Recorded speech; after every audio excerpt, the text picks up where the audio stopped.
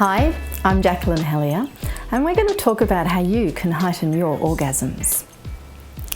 You may not realise it, but women actually have a much greater potential for sexual response than men do. In our society, we tend to focus a lot on the desire side of sex, and men tend to have more of that. But when it comes to what actually happens in sex, we cream it over the guys, potentially. We can have multiple orgasms. We can have a lot of different type of orgasms, from the clitoris, from the vagina, from the G-spot.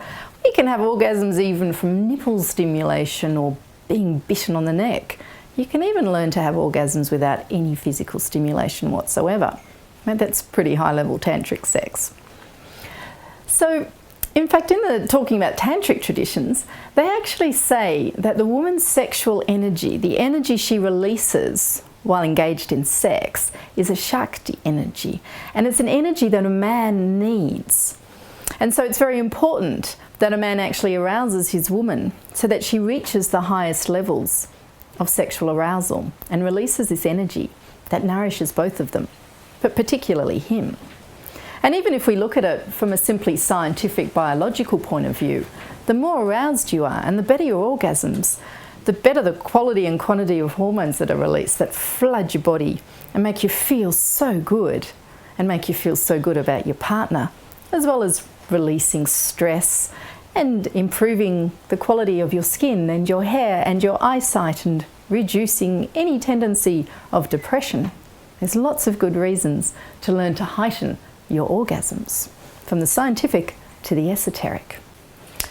So that's the theory behind our potential as women.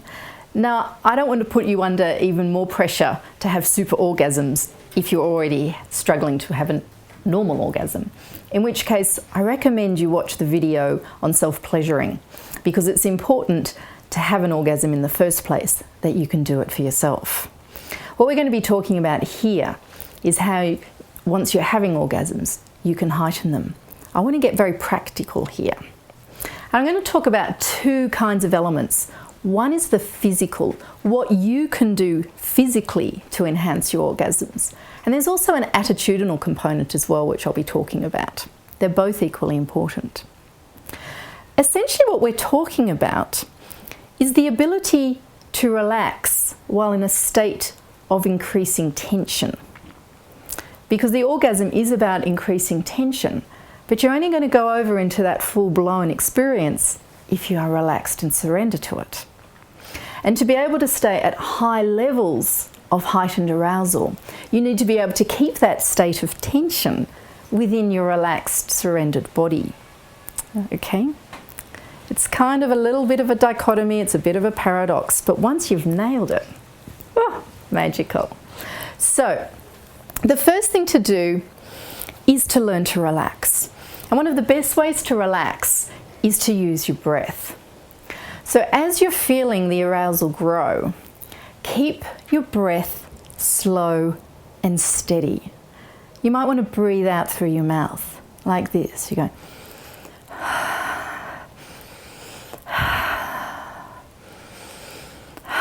Okay, it keeps you calm. It helps turn off your brain so that you're feeling very present and you can be there with that growing arousal. Once you start shortening the breath, that'll work as you get very close to the edge. All right? But be very aware of your breath. Don't get tense about the breath. The breath is there to help you relax. Yeah? The breath creates the space for that tension to grow. The second physical component is your muscle tone. And I'm talking about the muscles in your pelvis. It's very important that those are toned, because the orgasm depends in large part on the quality of your muscles, because an orgasm is muscle contraction. And the better toned those muscles are, the better the quality of the contractions. So it's important that you practice your pelvic floor exercises. You know how to do those? Squeeze as though you're cutting off the urine flow, and relax. Let's do a few together. Squeeze. Relax, squeeze, relax. We're just squeezing the inside bits. Keep your stomach relaxed. Squeeze, relax. Now squeeze, squeeze more, squeeze more, squeeze more, and relax. or squeeze and hold, hold, hold, relax. Do those 3 types of pelvic floor exercises. Squeeze, relax, squeeze, relax, squeeze, squeeze, squeeze, squeeze more and more and relax, and squeeze and hold. Do those regularly, do some every day, and you'll find that the quality of your muscle tone increases, the quality of your sexual experience increases, and your partner will love it too if you practice those squeezes while he's inside you, and the quality of your orgasms will increase. Another thing you can do is use some of these little balls. These ones are by Lalo. You put them inside yourself and they jiggle inside because there's balls inside, and causes your muscles to contract around them just as you're wearing them during the day. It's quite a sweet little way to tone your muscles. Another one, part mental, part physical, is fantasy. Now for a lot of women, fantasy will be what tips them over into a full-blown orgasm, particularly if you're engaging in the type of sex where you're just lying back and receiving and not being active. So that's if your partner's going down on you, or if you're engaged in solo sex. Yeah? You don't necessarily want to engage in fantasy if you're active, because he'll sense that you're not present there with him. But if you're just lying back and enjoying, allow yourself to fantasize about whatever turns you on. Some people worry about the type of fantasies that they have. Lots of women have fantasies that might be fairly violent. They might be lesbian fantasies and they don't consider themselves lesbians. Might be voyeuristic, exhibitionist. They might fantasize about multiple sex partners. Things that you wouldn't necessarily want to do in real life. But that's okay, because you know who's in control when it's in your head? You are. All right? So if the fantasy helps get you over, go for it. That's an important one too. Now, another physical one is that when you're actually engaged in sex with your partner, it's important that you take some control, all right? So it's important that you move into positions that work best for you. You don't want to just rely on your partner to somehow do the right things to you so that you have the best experience possible. It's very much you need to be involved as well. So even if he's in a more dominant position, there's still all sorts of ways that you can move yourself, and they're often quite subtle little tilts or so forth of your pelvis that can increase the sensation. And of course, communicating and telling him what you like done better is really important. You must take ownership of your arousal.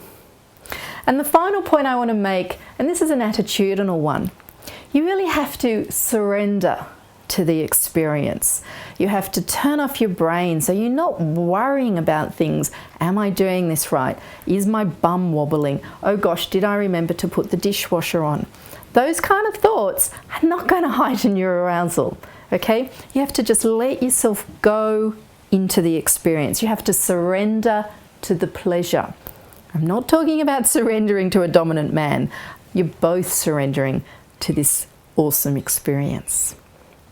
So, in summary, it's about relaxing while in a state of tension, using your breath, having toned pelvic floor muscles, using fantasy as appropriate, being in control and owning your own positioning and instructions to your partner, and importantly, surrendering to the experience.